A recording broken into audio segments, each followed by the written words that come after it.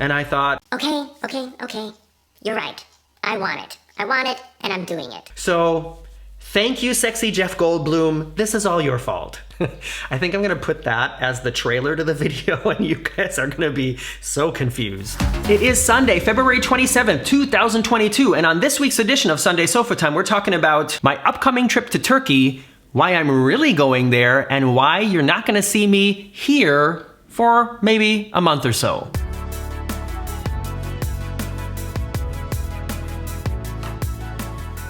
It's another Sunday, everyone. Welcome back here in front of the red sofa. If you don't know me, I'm Morgan from the very unofficial travel guides. I travel all around the world to popular and not so popular tourist destinations to give you a very honest, unofficial look at what it was like to be there. And this has been a really exciting week for the very unofficial travel guides because I have experienced the biggest growth in subscribership I think ever. By the end of this week, I think there will be 300 new subscribers here, and around 250 of them showed up all on one day, and that's the day that I made the video about meeting Tony from Lolito Loca. So welcome to all of you new people out there over here at the very unofficial travel guides. This video today, I feel bad that this is like one of the first videos for all of you new people here because this is kind of a personal video. It's not gonna have a lot to do, well, it has nothing to do with cruising or theme parks or let's say major tourist destinations. It's more about something personal for me and the trip to Istanbul, which is part of the whole thing. So I just want to let you know, keep watching. There's a lot of other cruise related and fun travel related things coming up after this video. I'm still at the very beginning of uploading the videos from my Costa Luminosa cruise through the Mediterranean, so all that is coming in the very near future. All right, let's get into this. I have a trip coming up. I'm flying to Istanbul, Turkey, a fascinating city over in the Mediterranean. Yes, kind of close to all the crap that's happening over there right now, but also far enough away that the plan is still going forward at the moment. I just don't want you to think that I don't have my eye on that. I do. My trip to Istanbul is going to be set up in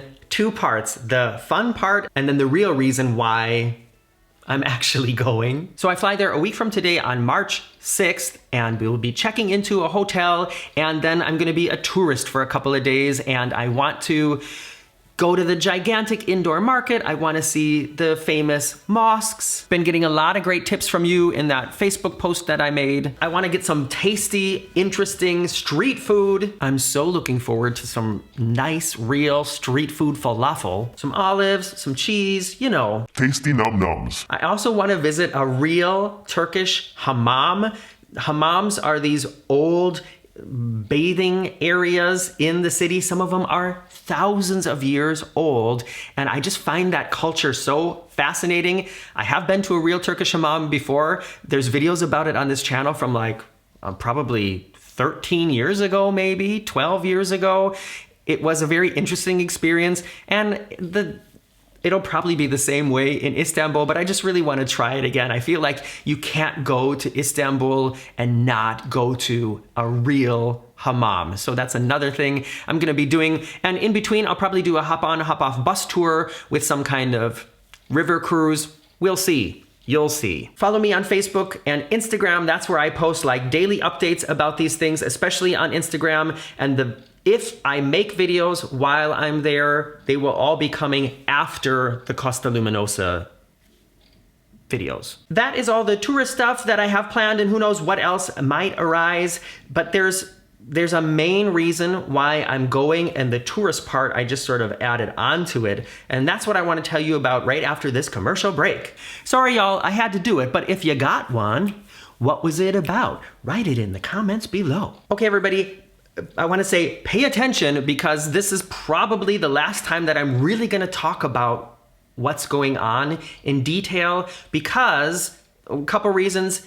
It's kind of personal to me, and I've learned recently that there are quite a few of you out there who are very supportive and interested in just kind of every activity that I post here on the unofficial travel guides. If I take the skiing videos as an example, I made these 3 videos about skiing in the mountains down in southern Germany on the tallest mountain in Germany. It was a great experience. It gave me a lot of confidence and it was just a really cool adventure. And the viewership on those videos is low compared to cruise videos, which is cool. But the problem is, every time I've uploaded one of those videos, I've actually lost subscribers. Meaning people who usually come here for the cruise, for the theme park, for those videos, they see these ski videos and for some reason they think, all right, Margaret, he's making ski videos again.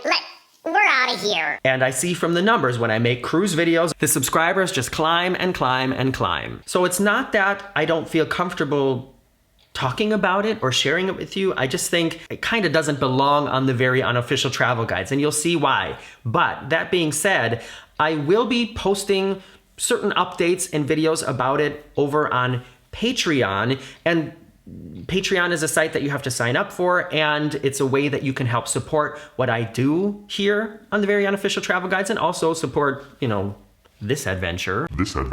And I know it may seem like I'm using it as a tease to get more people to sign up, but the truth is I just want to make sure that the people who end up watching these videos are people who really want to see it. I guess that's the best way to describe it. And nobody accidentally sees a video that's on Patreon. You have to sign up for it. You know what I mean? All right, so now I'm gonna get into what's actually happening. I wanna tell you a little bit about why I decided to do this, talk about how I'm paying for it basically, and what's gonna happen afterwards, because that's important to me, and I'm gonna need some of your help and your patience basically. Here we go. Istanbul is not only famous for its cultural and historical sites, it's also for the entire European Union, basically, a big destination for medical tourism. Turkey has a very high standard of medical care, and the way the economy is in Turkey, things there are much less expensive than they are in other parts of Europe. And the government allows a certain number of people to fly to Turkey, use the medical care there, and then fly back home. And so I am going to be a medical tourist. I am flying to Istanbul to get a cosmetic procedure performed, and I'm going to tell you what it is, but I want to just give you a moment right now to think about it and maybe try to guess what it would be. I'm sure a lot of you are going to get it. But just keep it in your head, and then after I start talking about it in your comment, let me know if you nailed it or you didn't. I'm flying to Istanbul on the 6th, and I have the 6th, 7th, and 8th as a tourist, and then on the 9th, 10th, and 11th, I will be checking into a clinic, and I will be getting FUE hair surgery. That stands for I can't say it. Follicular unit extraction. If you've been here for a while, you know my hair is kind of an issue with me. I know it looks okay. For a guy who's almost 50, I think I can be really happy. There's a lot of guys who have it way worse than me, and I actually know several of them. And 3 of pretty good buddies of mine have had this surgery done. 2 of them in Istanbul, and 1 of them at the same clinic that I'm going to be going to. And the journey to this point has been going on for quite a while. I don't want any of you to think that any recent event has suddenly made me make this decision. This is something that I've literally been researching, looking into, almost doing, and then not doing for several years. And I got really serious about it again in 2020 when I thought, okay, nothing's happening in the world right now anyways. You don't have to go outside. Get it done now, because then the ugly duckling phase afterwards, nobody's gonna notice. I have to tell you about the ugly duckling phase, okay? That's coming up. Hopefully I'll remember to talk about it when I get there. So this is not something new for me. Emotionally, I think I'm in a pretty good place. I'm really excited to go do it, and especially get it over with now. I'm feeling very courageous, very pumped about it. I don't want anybody to think that I'm in a really sad or depressed or not good emotional state, and I'm thinking, if I just go get my hair did, everything will be better. It's definitely not like that. And I do visit a therapist every week, and I've talked about it with him. We're both cool that this is fine for me to do. Just, so if anybody's worried about that, don't worry about that. The first 2 friends of mine who had this done, the first guy who had it done was somebody that I worked with several years ago, and we were actually roommates when we did a summer theater festival together, and I knew that he had basically lost most of the hair on top of his head because he was shaving his head back then. And then, we were still really good friends, but just I moved back to Hamburg. He was in Berlin. We hadn't seen each other for a couple years. And then when we finally got back together again, he had beautiful hair. And I didn't really think anything about it at first. And then, I don't know, maybe the second day that we met for coffee or whatever, I said to him, "Weren't you almost bald? What, is that a wig?" And he said, "No, I got hair replacement surgery." And that was the first time that I thought, okay, yeah, I know this is possible, but I had never really met anybody who had done it. And now I know somebody who I'm actually really close to who's had it done, and dang, it looks good. This is probably 3 or 4 years ago.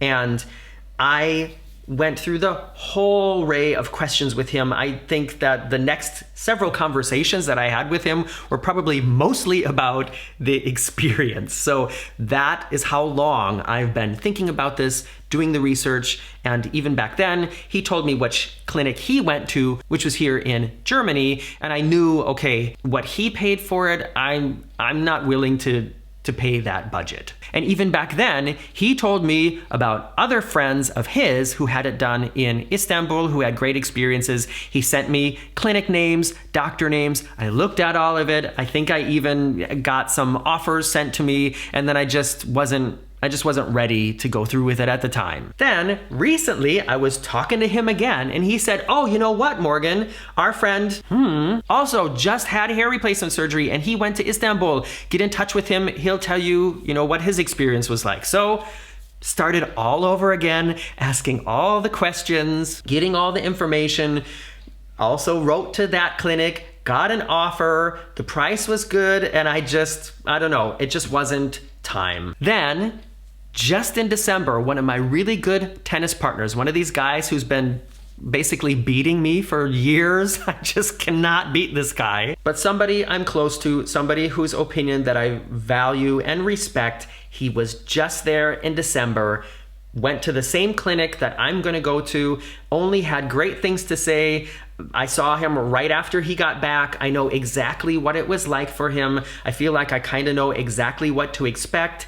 And that was sort of the event then that really got the ball rolling to where I am today. There's 2 other funny things that happened, and one of them is, y'all know I went to this new barber recently, and he shaved off all the hairs up here, and that's not even close to being the straw that broke the camel's back. But just one thing that sort of pops up in my head as a hair-related incident recently. And then the other thing is, Marcus and I have been watching The World According to Jeff Goldblum on Disney+. If you're a child of the 80s, do you know 3-2-1 Contact? Let me know in the comments. 3-2-1 Contact is like a science-based children's show from the 80s. And The World According to Jeff Goldblum is basically 3-2-1 Contact for adults. In each episode, he takes some theme like backyards, swimming, dinosaurs, motorcycles, whatever, and just dives really deep into the subject and takes it apart and gives a lot of really interesting information about it. And he seems so genuinely interested in all these subjects. It's really engaging to watch. And on a recent episode we were watching where it's about motorcycles, there's this scene where he's out in the desert learning how to ride a specific motorcycle from these 2 bad motorcycle mamas. And he's in a black leather jacket and has I think a black scarf on, and his hair is in a pompadour style, and the sun is behind him, and Lord, I was weak. I was the victim of impure thoughts. I just looked at this guy and I thought, oh, he is so sexy. Please forgive this temporary homosensual moment. I know you don't usually hear me talk like that, but I thought, yeah, most guys look, somehow kind of macho and cool when you put them in a leather jacket. And it's not that I'm new to looking at Jeff Goldblum. I don't know. There was just something about these shots that I just thought, gosh, this guy looks so good. And he's older than I am. How can I preserve my looks? What can I do to sort of get closer to the way he looks? And I thought, a big part of it is his hair. And I used to be able to do that with my hair, and it looked great. And that when I look at pictures of myself, I feel like that's when I looked the best and felt the most confident with my appearance. Like I said, I don't have a big problem with that now, but there were like 2 voices in me The one saying, Oh, he looks so good. If only you could look like that. and then the other voice, a very strong voice at the moment, saying to me, Morgan, you can look like that. You know exactly how. You know where to get it done. You know you can afford it. You just need to make the appointment. So do you want it or do you not want it? and I thought, Okay. You're right. I want it, and I'm doing it. so thank you, sexy Jeff Goldblum. This is all your fault. I think I'm going to put that as the trailer to the video, and you guys are going to be so confused. The procedure I'm getting, I think I said this already, is called FUE. So what they basically do is I sit in a chair. They're putting me in a, what do they call it, a demi sleep. My friends have told me it's not that it's like super painful. It's just that it takes so long. It's like getting a tattoo on your head for 6 to 8 hours. And I'm not into pain. So not only will I hopefully be getting a Xanax on that morning, but also once they begin with the procedure, I will have some kind of drip in my arm that makes me just feel like everything's okay and I don't feel the pain. And then, yeah, to basically break it down, what they do is they pluck follicles out of the back of my head and poke them into the front of my head, and they'll be filling in like this area here and this area here, and then, you know, adding some volume to this here. And in order to do it correctly, they have to shave my head. And I do not look good with a shaved head. I know because I've kind of seen what I look like with a shaved head before, and it's not my look. I'm so jealous of guys who look good with shaved heads because I think that is also a really cool look, but it's just not my look. Let me put this hair back down in front. When it's over, you do not look pretty for several weeks, even months afterwards. I have a huge advantage that I do have a lot of my own hair up here on top, and it grows really quickly. So it's not gonna take that long until I have enough hair to cover up all the wounded areas, but there's gonna be a period of time called the ugly duckling phase where I'm just not gonna look good, and that's why you are not gonna see me here in front of the red sofa, because I can't even wear a hat for at least the first 4 weeks. They said I need to have fresh air on my head, and I want to do everything I can to make sure it heals correctly and I have the best possible results. All right, about the cost. This is not an inexpensive procedure. However, it is much less expensive to get it done there than it is here. And the way I explained it to my family is it's like, there are clinics, there's tons of clinics here in Germany that get it done. Dusseldorf is a big hotspot for plastic surgery, but getting it done here would be like getting it done in Beverly Hills, or I can go someplace else, you know, like, I don't know, a small town in the Midwest where it's just gonna cost less. So that's why I'm going there. And kind of a cool coincidence is the amount of money that it's costing is being almost completely covered by my book sales. So to anybody out there who bought my book, thank you so much. With the proceeds from that work, I'm getting a new head of hair. If you're interested in helping me out, that's like one of the best things you can do right now is pick up a copy of Getting Stitches on a Cruise Ship, available on Amazon. I'm not gonna tell you exactly what it costs, but it is about the price. Let's say if you do a back-to-back cruise on Disney, it's in that rough area. If I was getting it done here in Germany, it would be over 10,000 euros. I know because I got offers. And of course, financial support to pay the bills to get it done. That's something that I'm happy for. If anybody wants to help me out by signing up to Patreon or buying the book, maybe buying a copy of the book for your friends or something like that. But there's another thing that I'm really looking forward to if anybody's interested in offering it, and that is, if you have had any kind of cosmetic surgery, you know, maybe also hair surgery, maybe an eye lift, maybe got the nose did, maybe got a couple extra rows added to the balcony, and you want to share with me how you got through the nerves leading up to the thing, and then how you got through the recovery period afterwards. What were things that helped you now that you've been through it?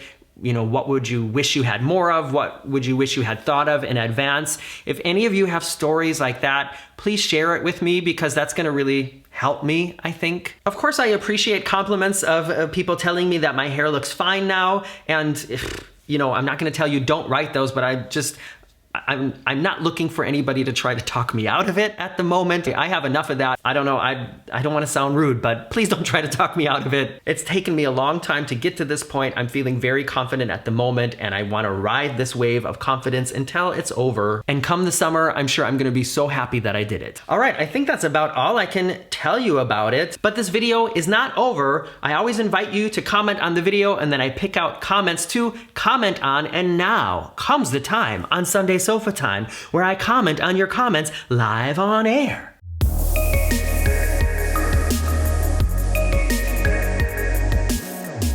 In last week's Sunday Sofa Time, I talked about who I think would not enjoy a Costa cruise. I basically just went through a list of several things that they offered or didn't offer on board to let people know who might be expecting something that's not what Costa is like. Pizza, for instance. If you think, let's go on an Italian cruise line because they're gonna have a lot of great pizza. They don't. These comments are on that video, and the first comment is from Deanne Heron. Deanne writes, the great thing about cruising is there are so many options.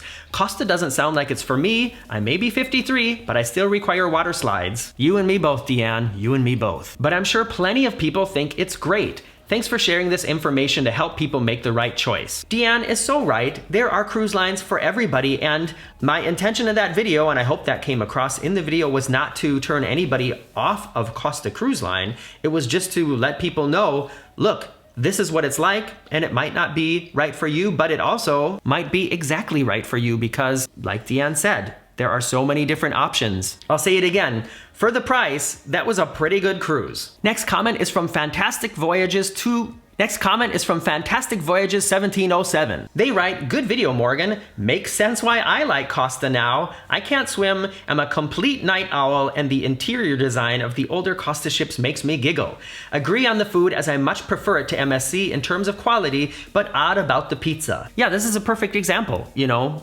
Other people watch that video and think, yeah, okay, nope, not gonna be on Costa. And then there are other people who watch it and think, oh my gosh, this is exactly right for me. and I'm really glad that with my information, I can help you make those decisions. Final comment is from Chris Weeks. Chris writes, it looks like there is a super high gloss finish on absolutely everything. Pretty much. Couple that with the relentless patterns and I'd be looking at a never ending headache. And then it's loud on top of that. It doesn't really matter what else is or isn't present on these ships. They're a nope for me. Thanks for taking a line off the list for me. Well, Chris, I think the newer ships aren't as crazy inside, but the older ships definitely, a lot of them look just like this. And I tried to make that clear in the video, the last Sofa Time, and you'll see it in the daily vlogs as well. If you have any kind of sensory overload issue or things like that, do not go on one of these ships. Okay, everybody, you definitely will see me in front of the red sofa next week. I'll be able to record that before I leave. I might record a couple before I go. I don't know if I will get to it in time, but just see you next week. Keep in touch, and thank you so much for your support. Bye-bye.